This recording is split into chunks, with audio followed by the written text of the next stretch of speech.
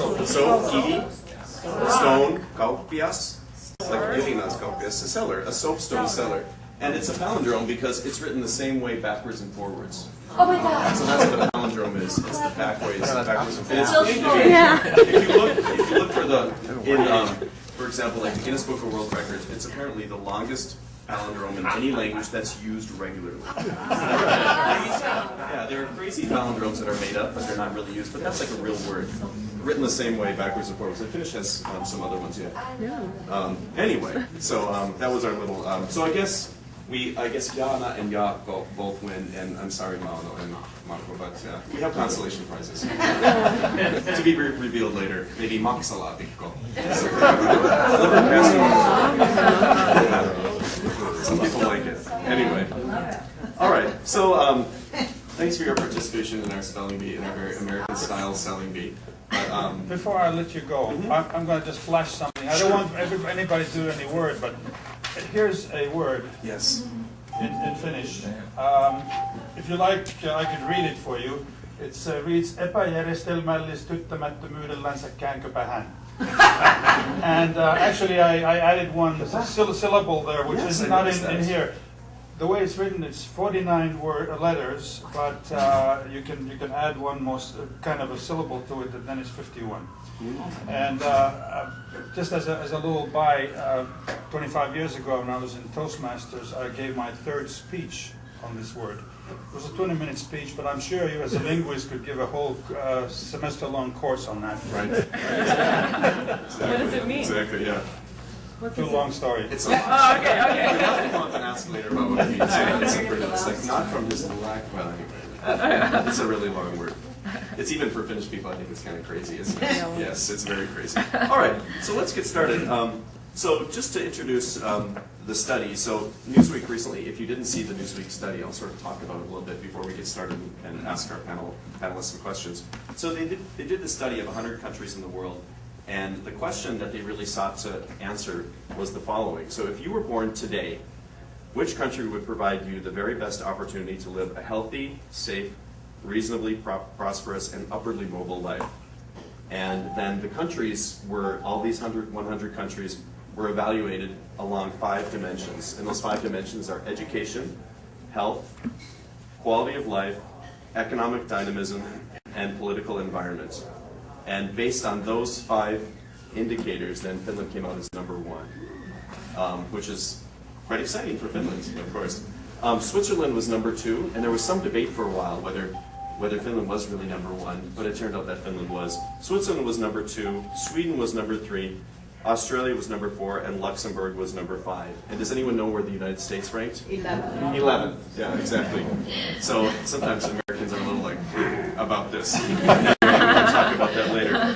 But just as a little overview of how the indicators went, Finland was absolutely number 1 in education. Number 1, the USA was 26th by comparison. In terms of health, Finland was a little bit farther down, and maybe Jaakko can talk about that. Number 17, but the USA was also 26th. Japan was number 1 in terms of health. Quality of life, Finland was 4th, the United States was 9th, and Norway was number 1. Yeah.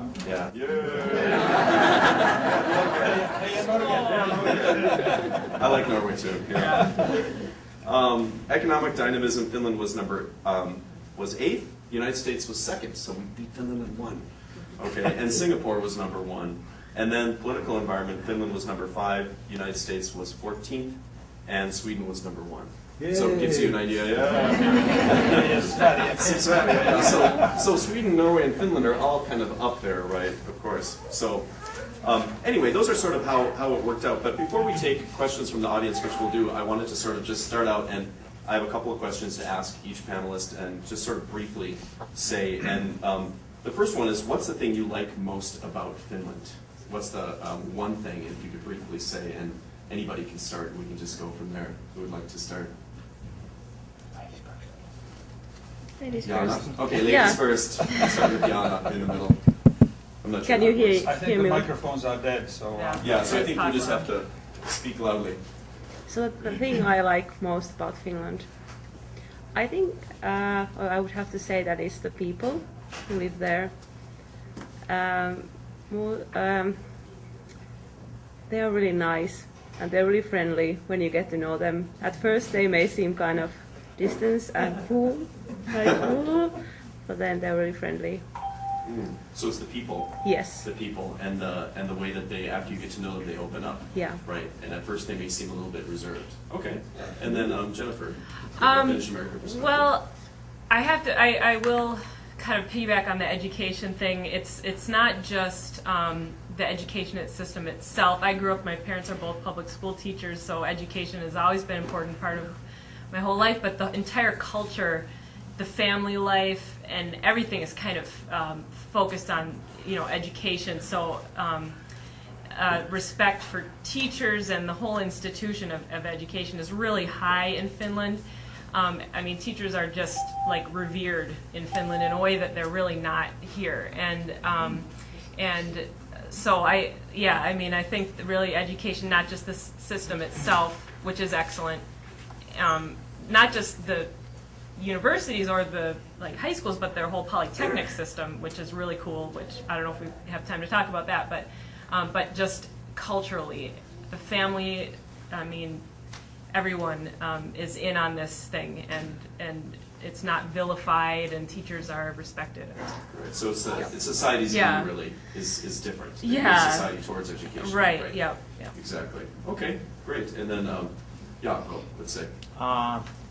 I spend a lot of time outdoors. I'm an outdoor person, so for me, it's definitely the nature. And to be more specific, I think there's more countries where would have they have mountains, and in that sense they're more beautiful. But the fact that nature is so close and so easily, it takes a couple of minutes. For example, I live in a city, and the total population is 85,000 people. But it takes just a few minutes to get into the woods to see the nearest lakes. So it's so easy to go there, so that's what I value the most. In addition to nice people as well. The nice people out in nature. Exactly.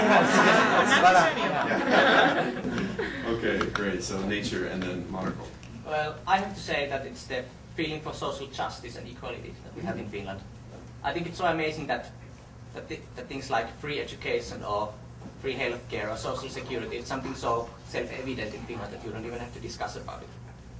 I think that is amazing. I'm surprised at this. Yes, true. Good. Okay, and then Malmo. Well, my views are, of course, colored by the distance of everything, time. Even though when I was growing up there in the post-war years, life was not very easy, and I know it has improved immensely. So I guess all the bad memories have faded away, and I can only remember the good ones. But it always has not been always the best country in the world, definitely. And I could get into that more in some other context. But no, I two things. Very briefly. My wife was a lifelong educator, so I have immense appreciation to the education system there. And the same thing, as you mentioned, the social justice business. We can now go back to the päiväsakko, or the ansiosidonnainen sakko, or the fine.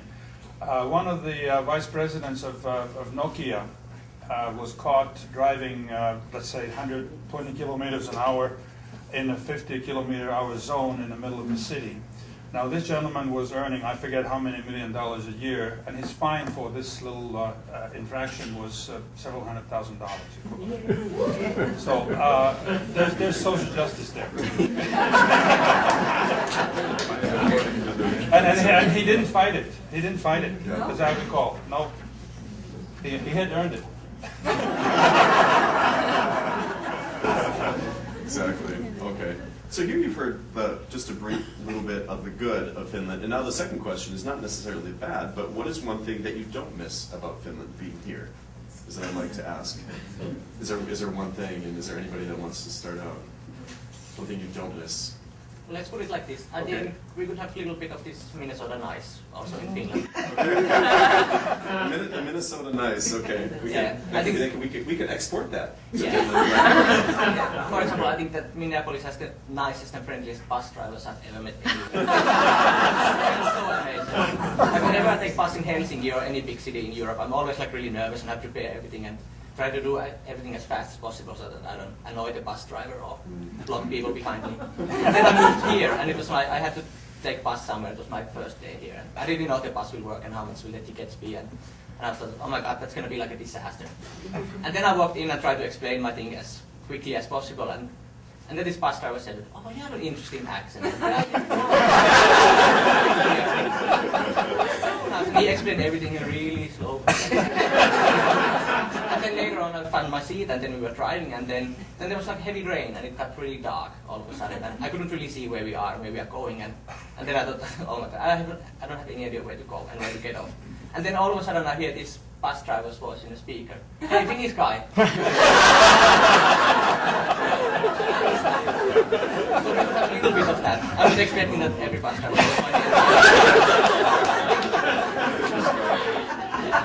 That's great. That's great. I love that. Yeah, it's a great story. You should write that. It's such a good story. Yeah, exactly. Okay, great. I gotta definitely agree with that lack of what is that called? Minnesota nice. Minnesota nice. So the lack of that, but because I spent so much time outdoors, so the weather is one thing that I don't miss, because the winter is colder, longer, and because of the country is located more north, so we got less sun exposure. So we can have snow for 5 months. So I appreciate that we have 4 different seasons, but too much. So the fall is so dark, you know. So that's so weather. That's the one that I feel is the one that I would pick.